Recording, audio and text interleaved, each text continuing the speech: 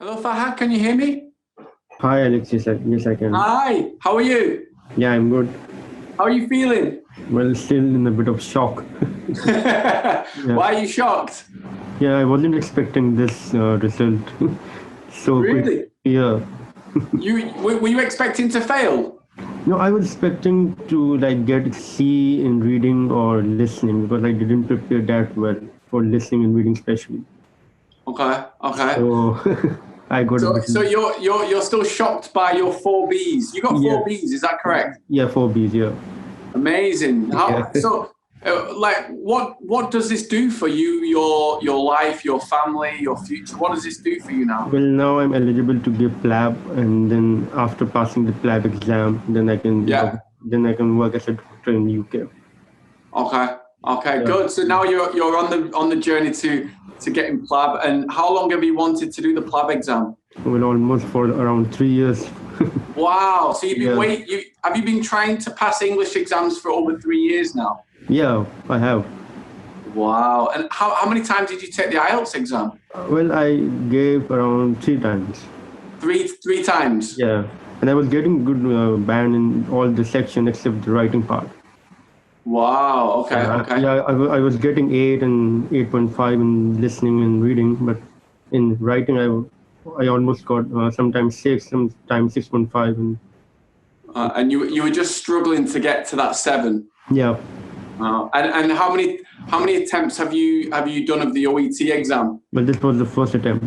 First attempt. Yeah, the first attempt. Yeah. Wow. So first attempt, you took the exam and now you passed immediately. Yep. Amazing. Yeah. So now you don't need to spend any more money on courses, no more money on examinations. No, You know, thankfully, no. thankfully, because a lot of students, I feel sorry for a lot of students who are taking Yeah. the exam many times because they're paying for not only the exam but they're paying for materials or Yeah. they're just spending a lot of time on all these things. So how does it feel now that you don't need to do that anymore? Well, I feel relaxed and peaceful inside my mind and heart. So what I love about your story is you signed up for our 5-day OET challenge, and that did that course in just those 5 days, did that help you to pass? Yeah, it helped immensely. I got B just because of that 5-day challenge, I believe. Really? Otherwise, I would have been struggling with C and D. But I was making a lot of mistakes with the spelling and grammar, and then when I joined the writing challenge, it helped me immensely. Wow. So Yeah. if you did not take that OET challenge, you don't think you would have passed writing? I don't think so. I would have passed in the first Really? attempt. Yeah. That's great. That just shows how important it is for writing to get a UK a native. Doesn't have to be a UK teacher, but it must be, a lot of students say it must be a native English speaking OET teacher who helps them go from C or a C plus to a B. Yeah, exactly. Yeah. But I was making a lot of mistakes and I did not know what to write and what not to write. So that 5 days helped me a lot. So the teacher was able to pinpoint where your mistakes were and what you need to do to take it to the next level. Yeah, I was making a lot of mistakes, like spelling mistakes and the grammar mistakes. I believe I did not make that mistake in the exam. That's why I got B grade. What was the difference? So when you started that OET challenge with us on the Monday, and then the last day was the Friday, what was the difference between your two letters? The first letter you did on the Monday and the last letter you did on the Friday. Well, the first letter that I posted on Monday had a lot of mistakes. For example, number 1, I excluded a lot of important information. Number 2, I wasn't putting the full stop and punctuation wasn't that correct. Perhaps my grammar was very weak at the start. But then when I posted the last letter on Friday, it was a bit of improvement. The spelling and with the other stuff like grammar. What about selecting case notes and selecting the relevant information? Well, first of all, when I was when I posted on Monday, I was including all this stuff which was not required. And then Stephen told me that you do not need to put all the stuff which is not relevant, and you need to highlight the important points from the case notes and include only those in your letter. which are relevant. Like, for example, if you are referring to a surgeon, so you do not need to include stuff which is not relevant to a surgeon. And similarly, if you are referring to a cardiologist, so you only need to put the information which is relevant to a cardiologist. Like, you can exclude the medicines which are not relevant to a cardiologist. So overall, it just depends on who you're writing to and what the purpose of the task is. Yeah. And also, I was like exceeding the word count a lot. Like, I was writing around 250, 300 words. So when I posted the last letter, it was around 220, 230. So it was a massive. And that's okay. That's okay as well, because a lot of students they become obsessed with it must be between 180 and 200 words. But you proved by in your exam, you proved for the fact that you may have written 220 words, but you don't get penalized for that. Yeah, I guess I wrote around 220 to 30 words in the exam.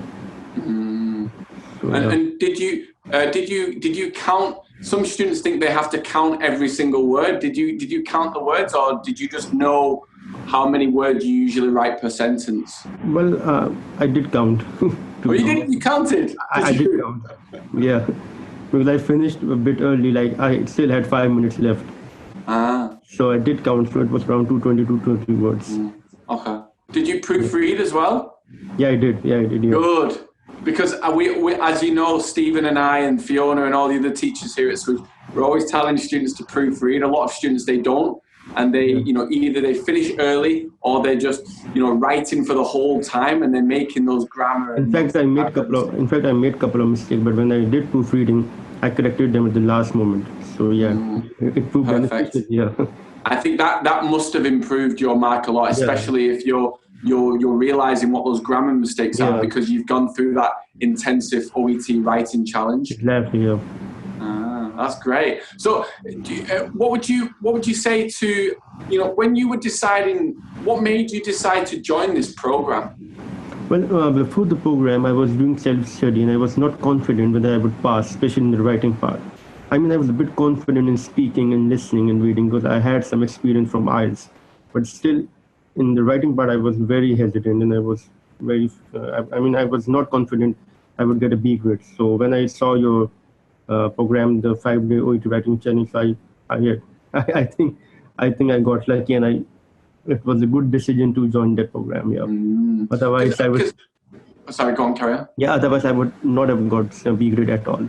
That's great. Yeah. I mean, a lot of students they see, when we're promoting the challenge each month, they see it and they go, "Oh, I don't want to spend any money."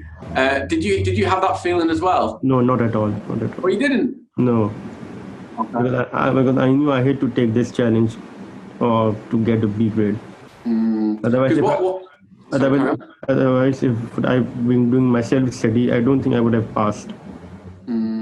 Interesting. Because the majority of students out there are doing self-study, and they don't realize that, like you now, all of the students who've passed this month, they all took the exam once and passed first time. And I would also like to recommend to the student that do not do self-study. Otherwise, it would get a bit difficult to pass. And particularly in the writing, in the writing part, especially in the writing part, and also I remember that I did a speaking mock examination with you as well. Yeah, exactly, on the last day. That helped me a lot as well.